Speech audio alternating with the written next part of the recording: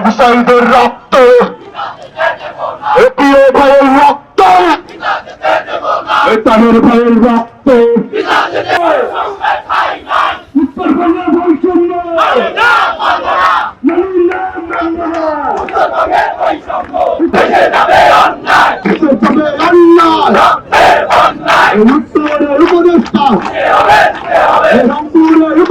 আমরা বলেছিলাম যে আমাদের উত্তরবঙ্গে থেকে উপদেষ্টা দিতে হবে। আমরা দেখেছি 24-এর যে জুলাই বিপ্লব, সেই বিপ্লবের পরে একটা উপদেষ্টা মহল গঠন করা হয়েছিল এবং সেই উপদেষ্টা মহলে আমাদের উত্তরবঙ্গে একজন উপদেষ্টা দেওয়া হয়নি। উত্তরবঙ্গে আন্দোলনের সব থেকে বড় স্পিড ধারণ করেছিল এবং এটাই বাস্তবতা।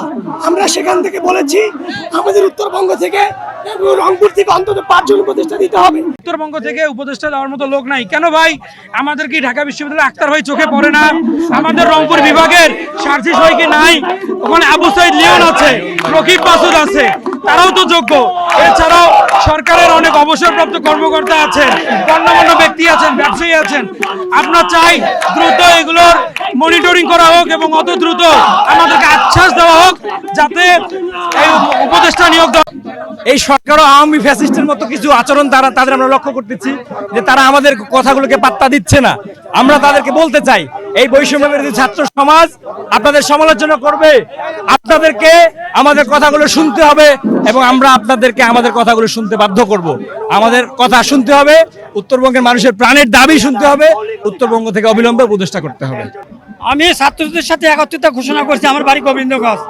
আমি শুনছি আজকে ছাত্ররা আজকে রাস্তায় নামবে, তাই আমি আসছি সকালবেলা ফজরের নামাজ পড়ে ছাত্রদের সাথে একত্রিতা ঘোষণা করার কারণ হলো একটা, আমার আমার রংপুরবাসীর রক্তের বিনিময়ে আজ নতুন করে এই দেশ স্বাধীন হয়েছে। এই স্বাধীনতার সুফল আমরা আজও পাইনি। আমি জানি ডক্টর ইউনূস স্যার অত্যন্ত ভালো মানুষ, কিন্তু আমাদের একটাও এখন পর্যন্ত উপদেষ্টা দেয়নি। তো আমরা 3টে উপদেষ্টার দাবি করি। ডক্টর ইউনূস স্যার দয়া করে আমাদেরকে এই উপদেষ্টা দিবে। আমরা নর্থ বেঙ্গলে প্রথম আমাদের আবু সাইদ জীবন দিল, তারপরে সবাই কিন্তু মাঠে নামছে। নর্থ বেঙ্গলের 16টা ডিস্ট্রিক্টে কোথাও কিন্তু কোনো উপদেষ্টা দেওয়া হয় নাই। বাট এই ইউনূস সাহেব কোথায় ছিল এতদিন? আমরা সাধারণ জনগণ, আমরা অভিভাবক সবাই রাস্তায় নামলাম। উনি এসে এখন যে উপদেষ্টাগুলো বানাচ্ছে, এই যে মনে করেন যে মোস্তফা ফারুকী, উনি কেমন লোক ছিল? আমি ঢাকাতে দীর্ঘদিন ছিলাম, তো উনি ইসলামের 12টা বাজাইছে। যে কোনো বিষয় নিয়ে উনি উল্টাপাল্টা কথাবার্তা লিখতো।